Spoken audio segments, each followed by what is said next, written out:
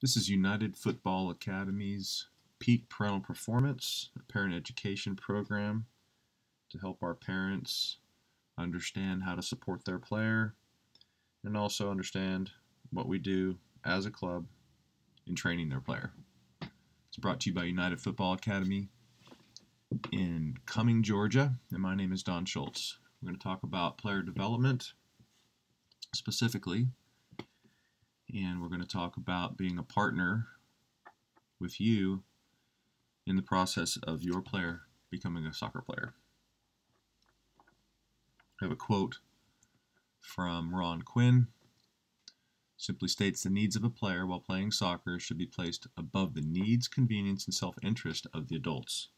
So we don't want to get lost in what we think is best for us when we're training soccer players, is we have to understand how to reach them and what they're capable of so that our training and our support is appropriate. In Georgia, we play on a modified field with the younger ages, so 3v3 at under 6, 4v4 at under 8.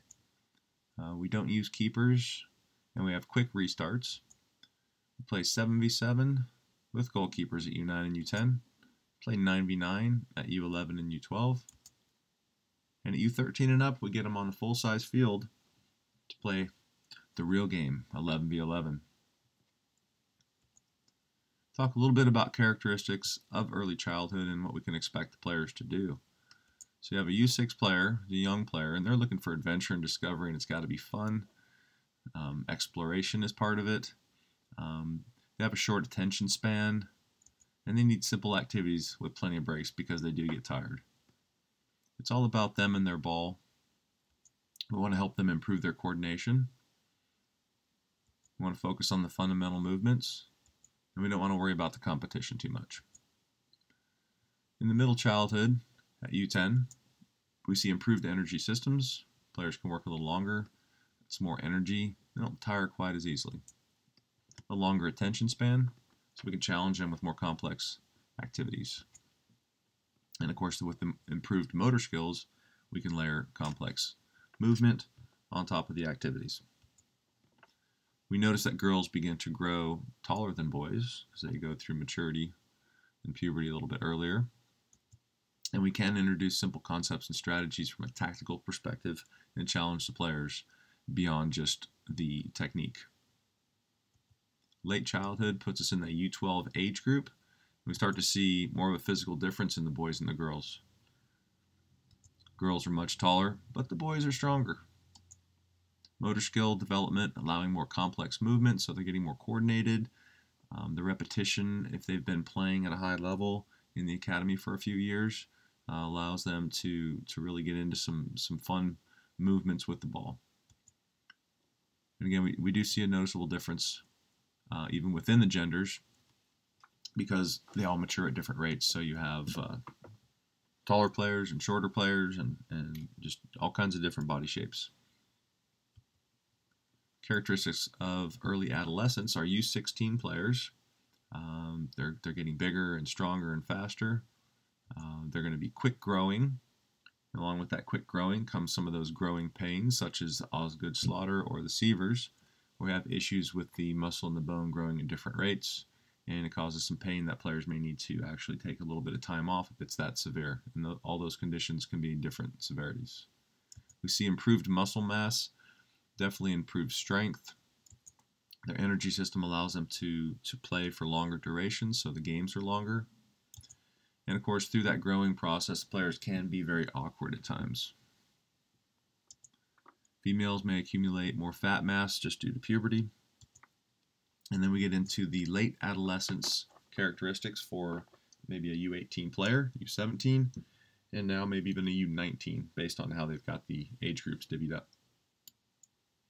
We see a lot of strength gains on both sides, but primarily in the males. Females are still growing. They grow at different rates, so they may still be accumulating some fat mass. The aerobic capacity increases, so their energy systems are becoming more adult-like. Some are still hitting puberty, and some have already gone through it. So you'll notice players that already have that deepening voice And then you have the other ones that still have the squeaky voice. As a soccer coach, we look at 4 components of a soccer player: the physical, the psychological, mental, and social, the technical, and the tactical.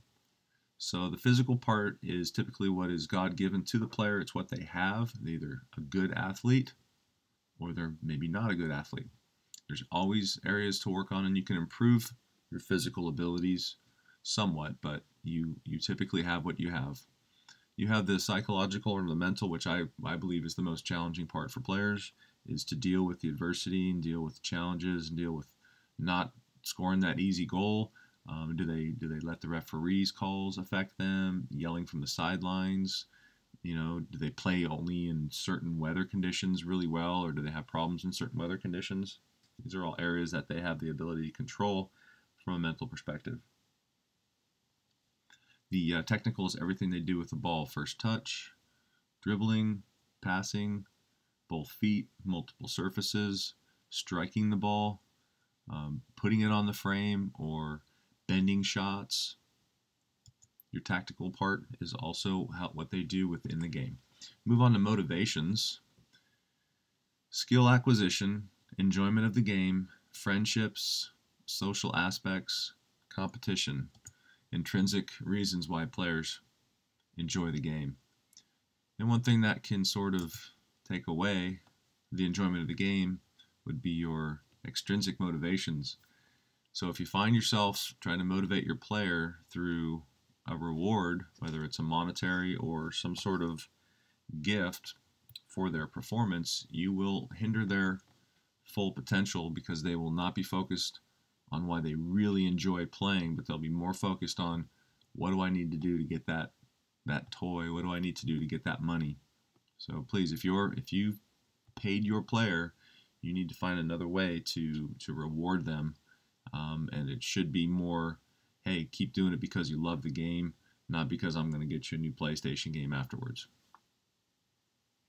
Should players specialize, or should they be multi-sport? While we were primarily focused on playing soccer at United Football Academy, having your player participate in off-season sports can be an important part of the overall development for players. Basketball and swimming complement soccer very well. They run in the summer and the winter, and we are a fall and spring season. So we do want to encourage players to do different activities in the off-season. That will help both their physical and their mental growth. Can specializing in just one sport actually limit potential? Mental and physical development occur when new activities are introduced and players are challenged. So variety will help players avoid burnout. So playing fall, winter, indoor, maybe spring, and then summer soccer program, adding in some camps and some other soccer events may seem like the best way to further your player, but it can also lead to overuse injuries, and it can also lead to burnout. So they're going to keep asking and asking and asking, and every once in a while it may be, no, not this time. Soccer is very unique in that you have to have a good touch on the ball, and if you don't have a good touch on the ball, it limits the level of play that you're going to be able to get to. So if you have a player that decides to take a season off to play another sport, they're going to fall behind the level and the players that they were with when they decided to quit. You can't take 3, 4, 5 months off of playing soccer and then jump back in and be at the same level. So as long as they're willing to come back in and start at an appropriate level and work their way back up, I think they're going to be fine. But it will require a lot of extra hard work to catch up, because the players that had continued to play are going to be further along than the one that decided to take a little bit of time off. Additional information on burnout and injuries.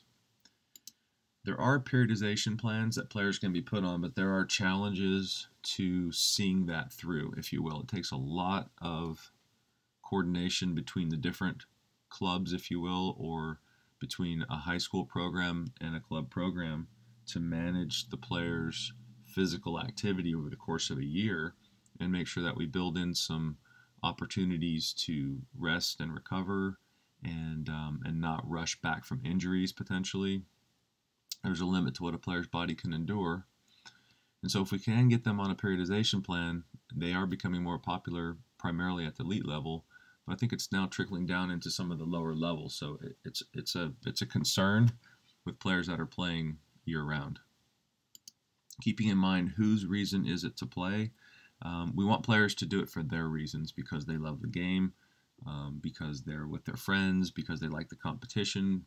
Maybe they see it as a way to help them get into college, or maybe offset some college costs. But it's got to be for their reason, not for the coach's reason, and not for the parents' reason. So we have to be careful in how we handle pushing the players. At times we have parents that are just not capable of fully committing from a perspective of transportation, financial resources. And so, we have lost players because of those reasons, and that's part of what we have to deal with, and we try to support that family in any way that we possibly can. We want to make sure that players have a balance in life that includes sport, but also is not specifically evolving just around sport. That way we can hopefully help players create an identity that, again, includes soccer, but isn't just soccer, so that if some point in time soccer went away, they would still have many other things of interest going on, and friends in different areas that maybe aren't just soccer exclusive. So we just want to make sure that players have their own identity that can include being an athlete, but not solely an athlete or solely a soccer player. Got a poem here by Zorba, which I'll let you read. It does include some very fine points that can be likened to the process of player development. And we have to be careful that we don't push players too fast, too early, or else we end up losing them completely. It does take patience.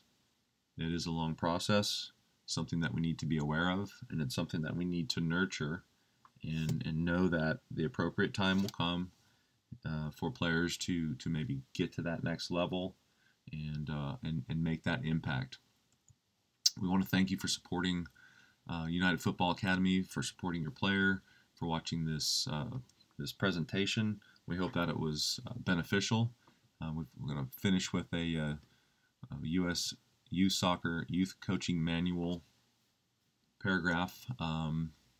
Basically says, can we really afford to disrupt the great laws of nature and create an environment in which youth players have not had the developmental time to adequately prepare? Shouldn't we blend the science and art of coaching so that our young people view sport as a healthy, lifelong pursuit? So it's not just being youth and being young and playing, but we're hoping that they can give back to the game as they get older as well. This was brought to you again by United Football Academy in Cumming, Georgia. My name is Don Schultz. Our club website is unitedfa.org. And if you'd like to contact me, I appreciate any feedback and any comments. You can be reached at don@unitedfa.org. Thank you very much. I hope you have a great day.